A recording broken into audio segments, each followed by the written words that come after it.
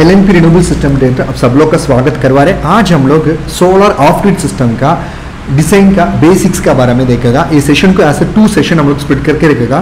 Part 1 में certain चीज़ हम लोग डिस्कस करेगा, उसके बाद एंड पार्ट 2 में इसका कंटिन्यूएशन हम लोग करेगा। ठीक है, सो कोई भी आप ले लो, ओके, एक ऑफ ग्रिड सिस्टम है तो मैंडेटरीली भी ये सब चीज़ होना पड़ेगा। मतलब सोलर ऑफ ग्रिड है तो फॉर श्योर सोलर पैनल्स इसमें होना पड़ेगा, ओके, एंड उसका current rating end voltage rating के हिसाब से ओके उसका मैनेज करने के लिए सोलर इन्वर्टर हम लोग यूज़ कर सकते हैं एंड सोलर बैटरीज उसमें यूज़ कर सकते हैं एंड सबसे लास्ट में इन्वर्टर से हमारा एसी लोड्स को हम लोग कनेक्ट कर सकते हैं। ठीक है, अगर नहीं हमको नॉर्मल इन्वर्टर में ऐसा सोलर ऑफ ग्रिड सिस्टम बनाने का तो उसी जगह में हम लोग क्या कर सकते हैं, नॉर्मल सोलर पैनल से हमारा सोलर चार्ज कंट्रोलर कनेक्ट कर सकते हैं एंड उससे हम लोग हमारा बैटरी एंड उसका आउटपुट हमारा इन्वर्टर को कनेक्ट करके हमारे डीसी को ऐसे एसी कन्वर्ट करके एसी लोड्स में कनेक्ट कर सकते हैं। कभी भी आप एक ऑफ ग्रिड सिस्टम बनाने के टाइम याद में रखने का, ओके, सो प्रोटेक्शन के लिए okay miniature circuit breakers that is MCB DC side में देना पड़ेगा एंड एसी साइड में भी बराबर देना पड़ेगा। ठीक है, एक एग्जाम्पल इधर देखो, सोलर पैनल को हम लोग सोलर चार्ज कंट्रोल में कनेक्ट करके रखा एंड उसमें बैटरी भी हम लोग कनेक्ट करके उसका आउटपुट को हम लोग नॉर्मल इन्वर्टर में कनेक्ट करवा रहे हैं एंड इलेक्ट्रिसिटी सॉकेट में हमारे एमबीबीटी का कनेक्ट करवा रहे हैं। ठीक है, अगर off grid system along with MBBT आप देखेगा तो अगर नॉर्मल इन्वर्टर को ऐसा ऑफ ग्रिड सिस्टम आप बनाने के लिए कोशिश कर रहे हो तो आप क्या करने का, सोलर पैनल को along with the proper protection circuit आपको एमबीबीटी में कनेक्ट करना पड़ेगा एंड हमारा बैटरीज को भी एमबीबीटी में कनेक्ट करना पड़ेगा एंड उसका आउटपुट है ना, एमबीबीटी का आउटपुट हम लोग नॉर्मल इन्वर्टर में कनेक्ट करके नॉर्मल इन्वर्टर से हमारा रिक्वायर्ड लोड्स को हम लोग देना पड़ेगा। ठीक है, सो ये क्या क्या चीज़ हम लोग डिस्कस करें, ये अगर एक सोलर ऑफ ग्रिड सिस्टम आप डिजाइन करवा रहे तो सो इधर आज हम लोग अलॉन्ग विद द एग्जाम्पल्स देखेगा। ठीक है, सो ये पार्ट 1 में क्या क्या चीज़ हम लोग डिस्कस करने वाले, मतलब अगर सोलर ऑफ ग्रिड सिस्टम बनाने का तो क्या क्या इन्फॉर्मेशन हमको कलेक्ट करने का, कैसे हम लोग load calculation DC and AC के लिए करना पड़ेगा, कैसे हम लोग सोलर अरे साइजिंग करना पड़ेगा, अगर बैटरी कैपेसिटी हम लोग डिसाइड करवा रहे तो उसको कैसे डिसाइड करने का, अगर चार्ज कंट्रोलर ओके हमको लगाने के लिए कोशिश कर रहे तो उसको कैलकुलेट करने के लिए फॉर्मूला का बारे में आज देखेगा, नंबर ऑफ सोलर स्ट्रक्चर्स हमको कितना लगाना पड़ेगा बोल के वो कैलकुलेट करने के लिए फॉर्मूला के बारे में अलॉन्ग विद एग्जाम्पल हम लोग देखेगा एंड इसके अलावा कैसे हम लोग AC and DC loads okay determine कर सकते हैं, अगर एम्पायर पर डे बैटरीज के लिए हमको कैलकुलेट करने को उसको कैसे कर सकते हैं, ओके, पीवी अरे करंट को हम लोग कैसे डिटरमिन कर सकते हैं, ये सब चीज़ आज हम लोग डिस्कस करेगा। सो ये सिंपल सिमुलेशन है, अगर सोलर हमको मिल रहा है तो with the help of the PV module हमको डीसी आउटपुट ले सकते हैं एंड उसको हम लोग इन्वर्टर से कनेक्ट करके ऐसे एसी आउटपुट भी ले सकते हैं एंड बैटरी से एकदम इंपॉर्टेंट है। सो कोई भी एसी इक्विपमेंट्स को हमको ये यूज़ करके अभी चल सकते हैं, ओके, काम कर सकते हैं। सो ये डिज़ाइन फेसेस है तो बहुत सारा इंटीरियर फेसेस भी है बट मेजर फेसेस है तो 9 फेसेस है, मतलब planning, collection of information, load calculation, okay, sizing of the solar array, deciding the battery capacity, selection of the charge controllers, deciding the inverter capacity, structure calculation, the wiring calculation. Okay, so ये 5 piece आपके याद में रखने का, कोई भी project आप करवा रहे 5 पीस को याद में रखेगा तो आप कोई भी प्रोजेक्ट को बराबर कर सकते हैं, मतलब proper planning prevents poor performance. So अगर एग्जाम है, प्रोजेक्ट है, ओके, एग्जीक्यूशन फेज है, कोई भी है, सबके लिए प्रॉपर प्लानिंग आप करेगा तो आप कोई भी चीज़ में बराबर परफॉर्म कर सकते हैं। अगर प्रॉपर प्लानिंग आप छोड़ेगा तो ना वो परफॉर्मेंस हो जाएगा। ठीक है, सो कलेक्शन ऑफ इंफॉर्मेशन में याद में रखने का तो एप्लीकेशन, लोड का एप्लीकेशन एकदम इंपॉर्टेंट है। आपका ऑपरेटिंग वोल्टेज सिस्टम डीसी और एसी है, उसका ऑपरेटिंग वोल्टेज कितना है, डेली कंजप्शन कितना है, क्रिटिकल लोड्स कौन सा है, monthly and weekly load profiles कौन सा है, वो हमको बराबर समझना पड़ेगा एंड क्लाइमेटिक कंडीशन के बारे में आप देखेगा तो आपको समझना पड़ेगा, आप पहाड़ है या नॉर्मल प्लेन्स है, ओके, उसका ऑपरेटिंग टेम्परेचर, नॉर्मल टेम्परेचर क्या है, अगर ये हर एक ओके 12 क्लाइमेट को, उनके 12 सीजन्स का, उनके 12 मंथ्स का आपको समझना पड़ेगा, मतलब कौन सा सीजन में प्रोडक्शन अच्छा हो सकता है, कौन सा सीजन में प्रोडक्शन कम हो सकती है, सब चीज़ आप एनालिस करना पड़ेगा एंड एकदम इंपॉर्टेंट है। आप सबको एक डाउट है, मतलब नॉर्मल अगर गर्म ज़्यादा है, समर ज़्यादा है तो उसी टाइम प्रोडक्शन ज़्यादा हो जाए, ऐसा नहीं है, उसी टाइम प्रोडक्शन है बट स्टिल क्या है, टेम्परेचर की वजह से लॉसेस ज़्यादा होने का पॉसिबिलिटी है। बट सेम विंटर सीजन में अगर थोड़ा स्काई क्लियर है, ओके, क्लाउडी कंडीशंस कम है, ओके, यूवी रेडिएशंस बराबर मिल रहे हैं, क्लाइमेट भी थोड़ा ठंडा है, तो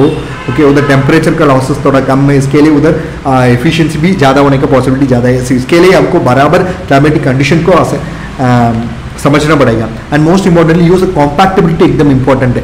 सो बजट कंस्ट्रेंट्स क्या है, सो क्या क्या मेंटेनेंस के लिए शेड्यूल प्लान करवा है, अगर 1 साल के लिए हम लोग शेड्यूल करके दे रहे हैं तो 5 साल के लिए दे रहे हैं, सो उसके हिसाब से हमको हमारा बजट कंस्ट्रेंट को हमारा कोटेशन देना पड़ेगा, ठीक है। लोड कैलकुलेशन के बारे में आप देखेगा तो डीसी लोड और एसी लोड है, सो हमको वाट का बारे में समझना पड़ेगा, उसके हिसाब से हमको लोड आर्म्स कैलकुलेट कर सकते हैं। अगर डीसी लोड हो तो when we multiply the load arms with operating hours per day हमको एम्पायर पर डे मिलेगा। अगर एसी लोड है तो AC watt into operating hours per day हमको वाट आवर पर डे मिलेगा। सो अगर वाट आवर पर डे को एम्पायर पर डे कैलकुलेट करने का हमको क्या करने का, वाट आवर पर डे को हमको डिवाइडेड बाई हमारा इन्वर्टर का efficiency along with the nominal system voltage हमको समझना पड़ेगा। इन्वर्टर एफिशिएंसी हम लोग यूज करने वाला इन्वर्टर का डेटा शीट देखिए हमको समझ सकते हैं, और नॉमिनल सिस्टम वोल्टेज इंपॉर्टेंट है क्योंकि हमारा रिक्वायरमेंट प्रोजेक्ट कॉस्ट के हिसाब से नॉमिनल वोल्टेज भी ज़्यादा हो जाएगा। मान लो अगर 12 वोल्ट का सिस्टम है तो उसका प्रोजेक्ट कॉस्ट आप देखेंगे तो थोड़ा नॉर्मल हो सकता है, अगर 24 वोल्ट है तो उससे ज़्यादा है, और 48 वोल्ट है तो उससे सबसे ज़्यादा है, और इससे ज़्यादा भी है। सो हमारा नॉमिनल वोल्टेज एकदम इंपॉर्टेंट चीज़ है, ठीक है। उसके हिसाब से हमारा पैनल भी डिसाइड हो जाएगा, सोलर पैनल्स, एंड उसके हिसाब से हमारे इन्वर्टर्स एंड का यूज़ करने वाला एमबीबीडीसी भी डिसाइड हो जाएगा। सो कभी भी लोड कैलकुलेशन करने का टाइम एक लिस्ट ऐसा बनाएगा, सो उसमें हमको अप्लायंस कौन सा मेंशन करने का, वो कितना क्वांटिटी है, एंड हमारा हर एक अप्लायंसेस का पावर वाटेज कौन सा है, ओके, हम लोग हर एक दिन ओके कितना आवर्स एवरेजली इसको रन करेगा बोल के हमको कैलकुलेट करना पड़ेगा। सो वो सब यूज करके हम लोग total watt hour kilowatt per day हमको कैलकुलेट कर सकते हैं, ठीक है। सो साइजिंग ऑफ सोलर अरे के बारे में देखेंगे तो हमको प्लान करना पड़ेगा, कितना पैनल को हमको इसमें सीरीज करना पड़ेगा, कितने पैनल को हमको पैरेलल करना पड़ेगा, वो एकदम मान लो अगर एक पैनल को आप सीरीज में करें तो ना उसका वोल्टेज बढ़ेगा। सो अगर वोल्टेज बढ़ रहा है तो आपको नॉमिनल वोल्टेज याद में रखने का, सो हम लोग कौन सा वाला एमबीबी यूज़ करने वाला है और कौन सा सोलर इन्वर्टर हम यूज़ करेंगे, उसका रेटेड वोल्टेज कितना है, सो कौन सा का अंदर हमको यूज़ करना पड़ेगा, सब चीज़ आप याद में रखने का। अगर पैरेलल में कनेक्ट करोगे तो उसका करंट इंक्रीज हो जाएगा, सो उसके हिसाब से वो कंसर्न एमबीबीटी एंड और सोलर इन्वर्टर आपको बराबर चूज करना पड़ेगा, ठीक है। ये सब ये फॉर्मूला यूज़ करके आप कर सकते हैं। अगर नेक्स्ट इंपॉर्टेंट चीज़ है बैटरी का कैपेसिटी, सो हमको कितना दिन का बैटरी बैकअप चाहिए।